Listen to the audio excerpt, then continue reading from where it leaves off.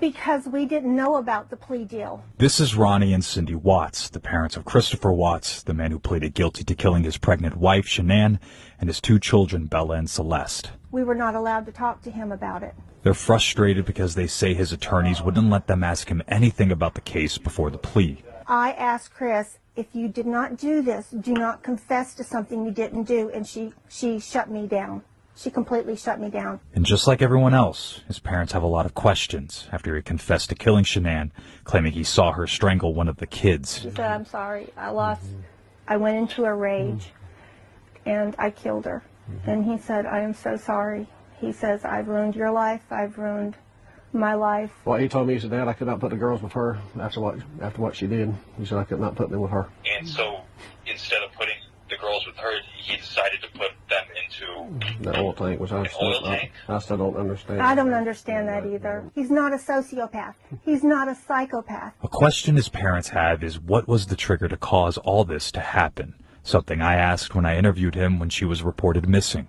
Did you guys get into an argument before she left? It wasn't like an argument. We had an emotional conversation, but I'll leave it at that. Because she was leaving him or he was leaving her? He was leaving her. He just said he wasn't in love with her anymore. He said, because both Shanann's family and Chris's family are in pain, his parents just want the truth about what happened. If this actually happened like they're saying that it did, that he killed them, then what was the trigger? If he didn't kill the children, I want him to say so.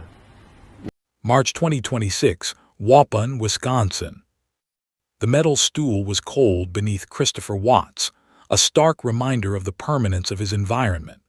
Dodge Correctional Institution, with its gray walls and perpetual scent of industrial-grade cleaner, was a far cry from the suburban idyll of Frederick, Colorado, he had once inhabited, or rather performed in. For nearly 8 years, Watts had existed within these confines, his name synonymous with unfathomable evil, a chilling archetype of familicide. Time in prison was not measured in accomplishments or milestones, but in the slow, grinding erosion of the soul.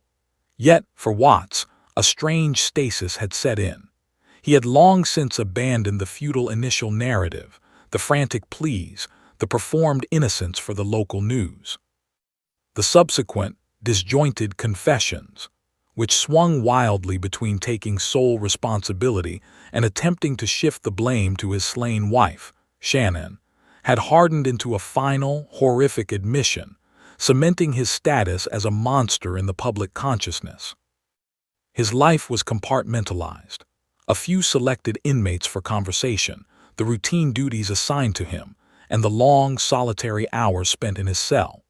It was during these quiet hours that the faces of his victims, Shanann, pregnant with their unborn son, Nico, spunky 5-year-old Bella, and free-spirited 3-year-old Celeste, would most frequently visit him. Their images were not merely haunting memories, but accusations etched in fire.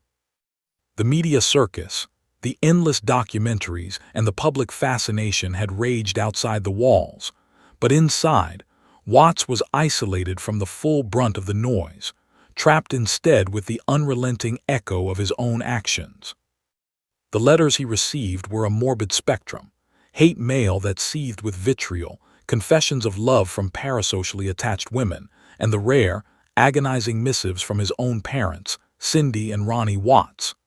Communication with Shanann's family, the Rzuceks, had ceased entirely, a painful rupture that was both inevitable and irrevocable. For Sandra Rzucek, Shanann's mother, the passage of time had not brought healing, only a modification of the pain.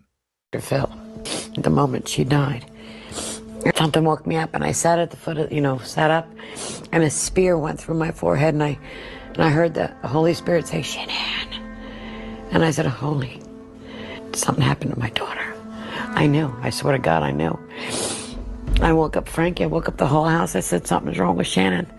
I'm telling you, something's wrong. And we didn't know she was missing yet, We didn't know anything. But you knew. Yeah, she knows all the time. She's got intuition. I don't know how she knows these things. So what did y'all think when she came to you and said this? Oh, I didn't think anything of it. Yeah, I was like, Mom, you're just worried. She's probably sleeping. Nothing of it. What did you learn about Nico at the time Shannann's life was taken? We didn't know if it was a boy or girl yet. They had found out, but they were waiting to release it. Thursday night they found out. Wow. and they were going to do a coming out party of being a boy, but they put that on freeze because he was being strange, distant. Yeah. And so the baby was alive when her life was taken? Yes. And Chris was saying to protect. She had become a reluctant public figure, navigating the storm with a fierce dignity, always prioritizing the memories of her daughter and grandchildren over the sensationalism that threatened to overwhelm their story. But something was stirring in the atmosphere of March 2026, a sense of an impending seismic shift, a crack in the carefully constructed facade of silence that both families had, in their own ways, maintained. It wasn't information that came directly to Watts, but rather a shift in the way the guards looked at him, a tension in the air. Outside, the Rzucek family was preparing for an event that would reopen wounds that had never truly closed. And in that environment of anticipation and dread, the stage was set for a revelation that would compel the world to look again, not just at the monstrous crime, but at the complex, deeply flawed human beings trapped in its aftermath. The weight of the whispers was becoming unbearable, and soon the silence would be broken. In the quiet suburbs of North Carolina, the Rzucek household had become a fortress of memory.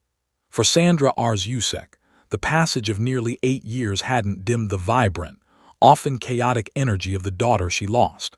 Shannon's presence was everywhere, in the framed photos of the girls' gap-toothed smiles, the scent of a specific perfume, and the digital ghost of her social media footprint. But by the spring of 2026, a new weight had settled over Sandra. It wasn't just grief. It was the burden of a secret she had carried since the discovery of the Discovery Files, years prior, a secret involving the friction between the two families that she had previously downplayed to preserve her daughter's dignity. Sandra sat at her kitchen table, a stack of old legal transcripts and printed emails spread before her. For years, the public narrative had focused on Chris's affair and his sudden snap. However, Sandra knew the rot had started much earlier, rooted in a toxic family dynamic that Shanann had fought desperately to fix. The Nutgate incident, a bitter dispute over a bowl of nuts and Celeste's life-threatening allergy, was the public tip of the iceberg. Behind the scenes, the relationship between Shanann and her in-laws, Cindy and Ronnie Watts, had devolved into a psychological Cold War. Sandra had spent years being the bigger person, staying silent while the Watts family gave interviews that subtly shifted blame onto Shannon's personality. In 2026, something changed. A box of Shannon's old belongings, recovered from a storage unit that had been overlooked, was delivered to Sandra. Inside was a secondary cell phone Shanann used briefly for her Lavelle business, containing unsent drafts and recorded voice memos from the final weeks of her life. As Sandra listened to the recordings, she heard her daughter's voice, not the polished, "everything is fine" tone of her Facebook Lives, but the raw, trembling voice of a woman who felt she was being hunted within her own marriage. More shockingly, the memos detailed specific interactions with Chris's parents that painted a much darker picture of the pressure Chris was under to choose between his birth family and his wife. The revelation wasn't just about Chris's guilt. That was a settled fact of law. It was about the why. Sandra realized that by keeping the full extent of the family's dysfunction private, she was allowing a false narrative to persist, one where Shanann was a bossy wife who drove her husband to the edge. Sandra looked at the phone, the screen glowing in the dim kitchen light. She knew that releasing this information would invite a fresh wave of scrutiny and perhaps even legal threats from the Watts family. But the truth, she decided, was the only thing left she could give her daughter. The silence was no longer a shield, it was a cage. The announcement from the Rzucek family in mid-March 2026 did not come through a traditional press release. Instead, it surfaced via a localized news segment in North Carolina that was almost immediately digitized and catapulted across global social media platforms. Sandra Rzucek, sitting in a modest studio, appeared weary but resolute.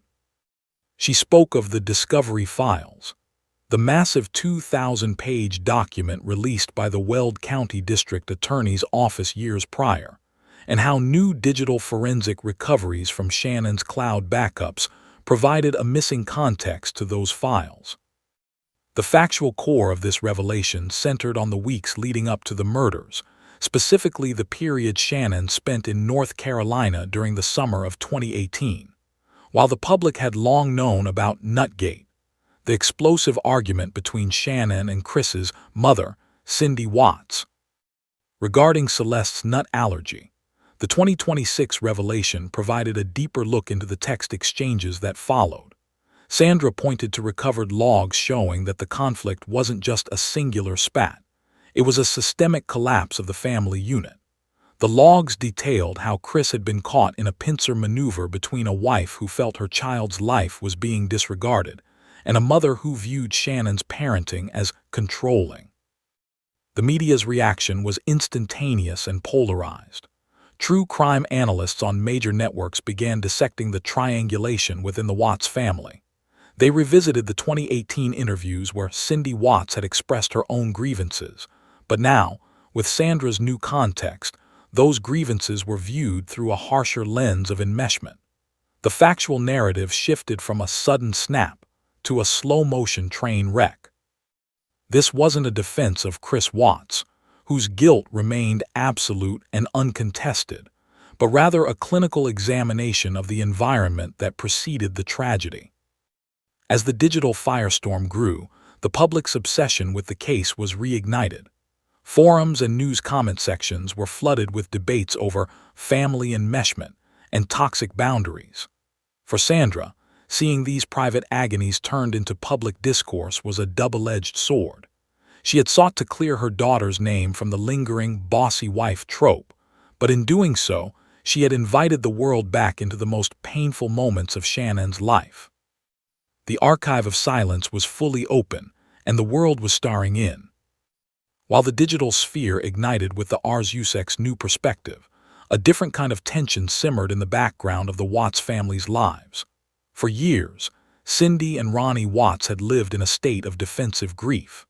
They were the parents of a man the world viewed as a monster, yet they had consistently maintained that the son they raised, the quiet, helpful boy from North Carolina, was not the man who had committed those final, horrific acts. See him at all? No. Anything about prison? No, we got to see him one time. That was that Monday right before the plea deal. That Monday Right night. before the plea deal, and that was it. How did he say he did it when he snapped? He said he did the same thing that she did to him, that she did to the girl. Frustrated with his attorneys here? Are you guys frustrated with the direction they may have put him through? Yes, I am. I am absolutely frustrated. Do you think he was coerced at all? I don't know. I don't know. I have no idea what the public, to me, that all they wanted to do was just save his life. Just save his life. Well, save his life and life in prison, to me, there's no difference.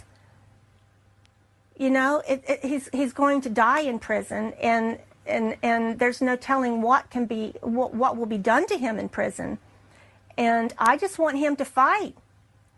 I want him to not take this plea deal. I want him to plead not guilty to the children. In 2026, the Rzucek's revelation regarding the internal family dynamics forced a public, legal, and personal response from the Watts family that complicated the factual timeline of the case's aftermath. The Watts family's response was rooted in the 2018 discovery files, which contained their initial interviews with the FBI and the Colorado Bureau of Investigation, CBI. Factual records from those interviews showed that Cindy Watts had expressed significant concern over the plea deal Chris accepted. She famously told him during a recorded call, "If you did not do this, do not confess to something you didn't do." No matter what, we believe you and we want you to fight, no matter what. If a lawyer comes up to you, take it. Take it. Okay, we'll slow down. We'll slow down. We'll slow down. I know we only got a few minutes. I know. I just want to get everything we need to get out to you. This is Joanne. I love you and I believe in you wholehearted. We all do. We all do. And you were railroaded. Oh my goodness. We love you. We love you, Chris. We love you. We love you more than anything. We're all okay? right. We're all right here. We're right here, and don't you give up. I got to calm him up now a little bit. Okay. Hey. Yes. Hold on. I'm trying to get. I know you're on speaker, but we love you so much, and we just want you to. This is not the end of your story. I just believe. I believe so much. So please do whatever you need to do to find your voice, and just do what you need to do. Okay. Okay. We love you so very much. And I love you no matter what. Either way, I love you no matter what. Okay?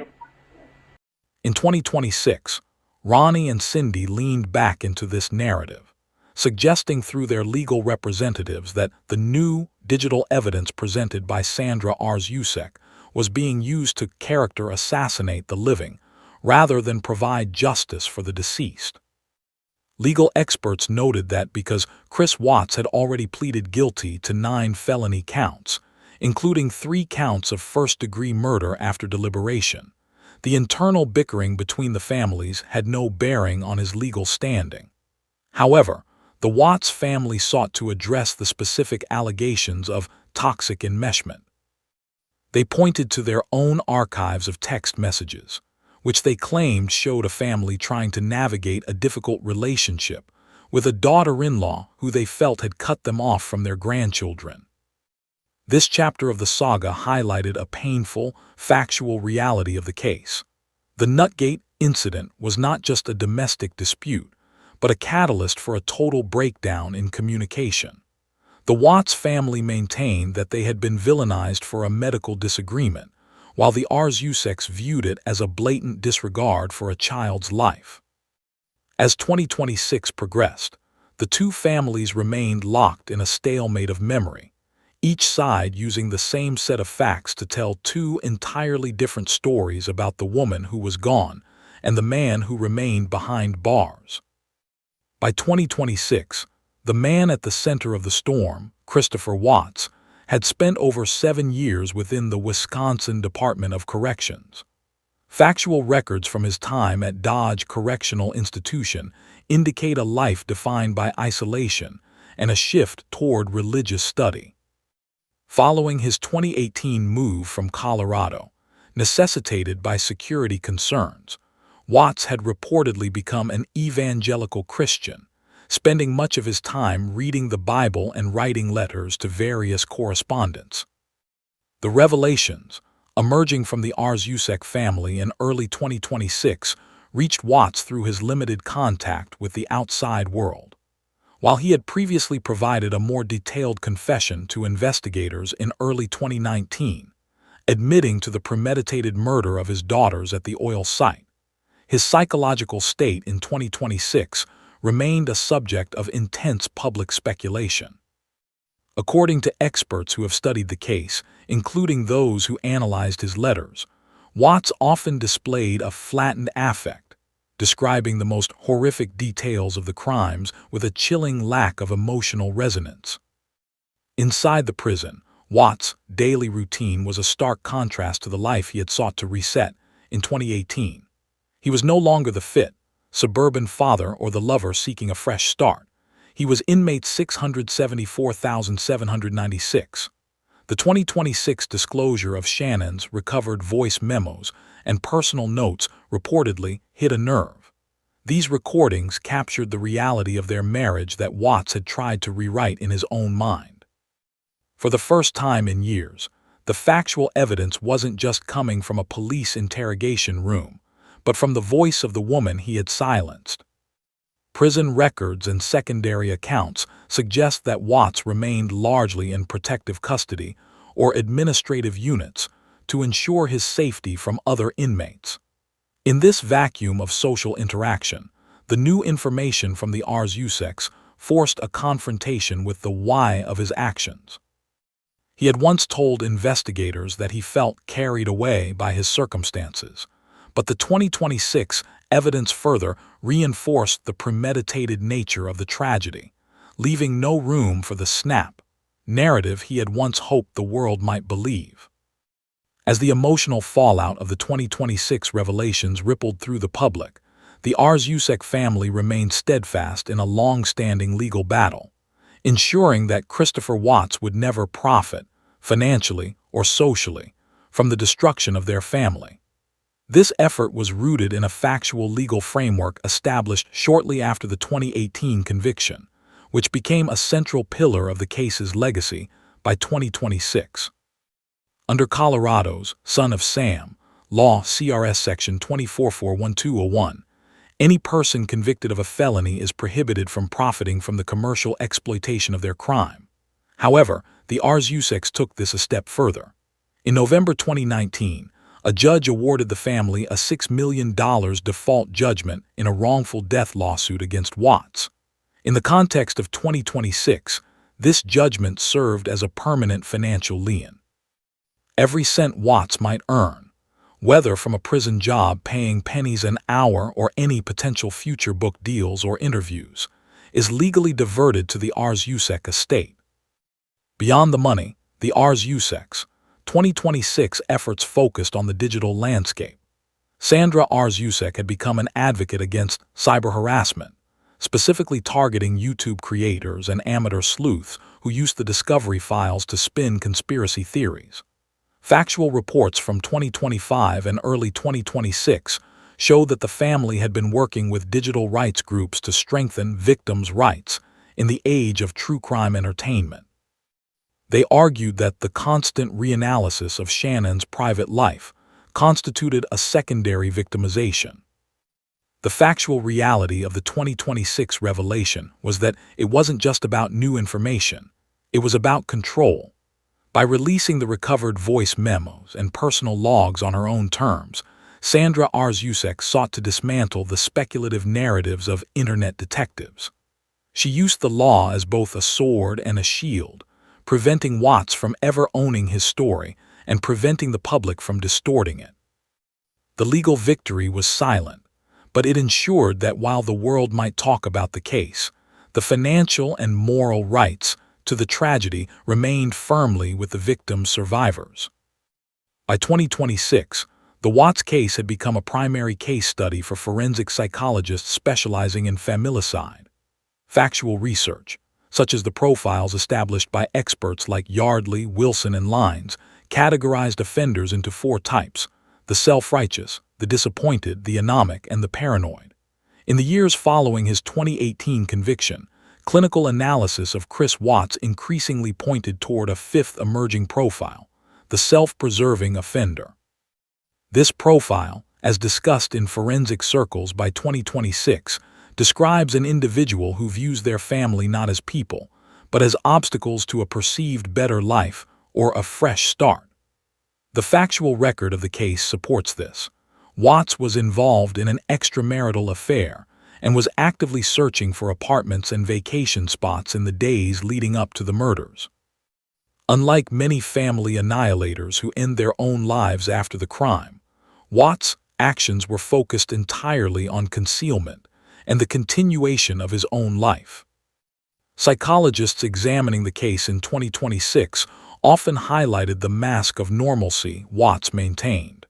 Friends and family had long described him as docile, passive, and easygoing. However, investigators noted that this passivity likely masked a deep-seated inability to handle conflict. When the pressure of his financial debt, including a 2015 bankruptcy, and his crumbling marriage collided with his desire for a new relationship, he chose a catastrophic and permanent solution rather than a legal divorce. The 2026 revelation from the Rzucek family added a final piece to this psychological puzzle. The recovered voice memos from Shanann detailed her attempts to save the marriage through books like Hold Me Tight, which Watts reportedly threw away. These facts reinforced the professional consensus that Watts was not a rage-type killer who snapped in a moment of heat. Instead, he was a methodical offender who had reached a point of emotional detachment, so profound that he could tuck his children into bed on August 12, 2018, knowing it would be the last time. As 2026 draws to a close, the house on North County Line Road in Frederick, Colorado, once the epicenter of a global media storm, stands as a silent monument to a life interrupted. Though the physical structure was sold and the interior remodeled years ago, the case of Christopher Watts remains etched into the collective consciousness, not merely as a crime story, but as a cautionary study of the perfect, suburban facade. The 2026 Revelation by Sandra Rzucek served as the final chapter in the family's long-standing mission to humanize the victims and reclaim the narrative from the sensationalism of the internet. By releasing the recovered voice memos and private reflections of her daughter, Sandra provided a factual counterpoint to the years of victim blaming and conspiracy theories.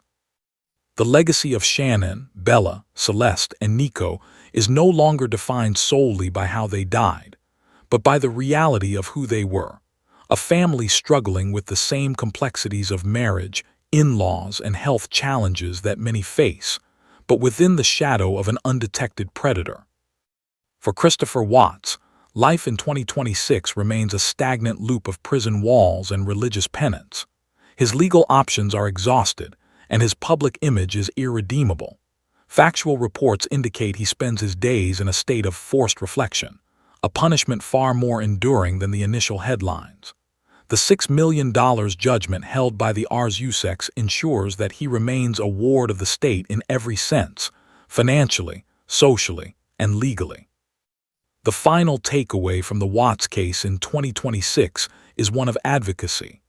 The Rzucek family has turned their unimaginable grief into a platform for stricter domestic violence awareness and digital harassment laws. They have shown that while a crime can destroy a family, it cannot erase the truth. As the world moves forward, the story of the Watts family serves as a somber reminder of the importance of looking past the curated lives on social media to the human vulnerabilities beneath. The echoes of Shannon's voice, finally heard in full, remain a testament to a mother's love and a family's refusal to be forgotten.